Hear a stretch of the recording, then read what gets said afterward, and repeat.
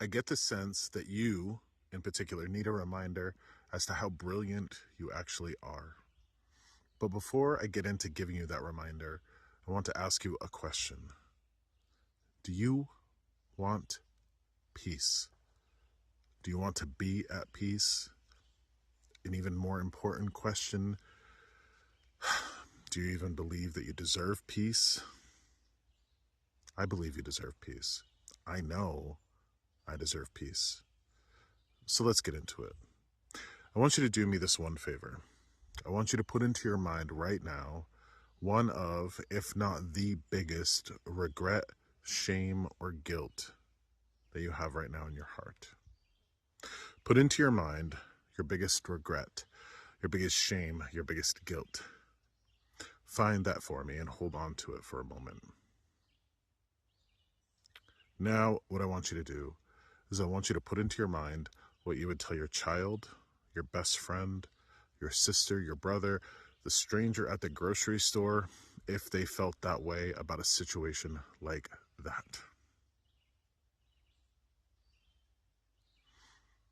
Now, in your mind, you have that scenario. You have what you tell yourself about that scenario. And right next to it in your mind, you have what you would tell another person. Do they jive? Do they line up? I imagine probably not. The secret to life, the secret to finding peace, is always telling yourself what you would tell your child, what you would tell your best friend, what you would tell a stranger. Now, when it comes to that, it's not particularly easy because we do get trained from a very early age to not like ourselves, to hold ourselves to standards that we would never want another human being to hold themselves to. But I want to tell you right here and right now, I'm at peace. I'm at peace. I have no regret, no shame, no guilt. Because for any of those circumstances where I might have once held that, I tap into the part of me that I would give to my child. I tap into the part of me, that wisdom, that love that I would give to my son, give to my best friend, give to a stranger. And I actively give that part to me. So any of these stories, any of these traumas or problems that I have in my mind, in my heart, I find that they melt away when I talk to myself the way I would talk to my child. And maybe you're doing that already, but most of us aren't. And what I know right now is that you have immediate access to that peace that you need. You can seek it in other people. You can go to therapy, probably should go to therapy. You can come to see a person like me. You can do all sorts of seeking. But what I have to do in my position when I work with people is I have to guide them back to the brilliance of their own heart. I want you to think about that guidance that you would give somebody you love if they felt that regret, shame, or guilt in a circumstance similar to that which you're regretting, feeling shame or guilt over. Life is far too short to rake ourselves over the rocks in these ways. We'd never want another human being to do so.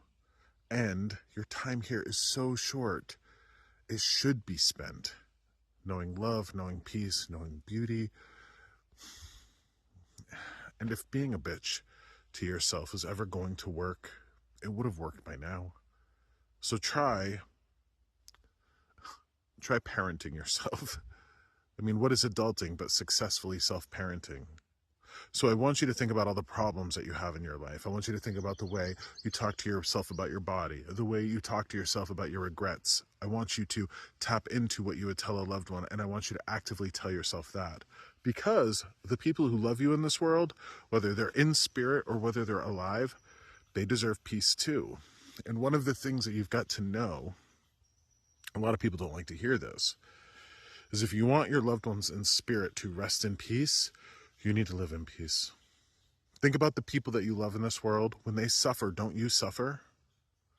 Well, when we pass away and we go to spirit, we don't go further away from our loved ones. We get closer. We know what they're thinking. We know what they're going through.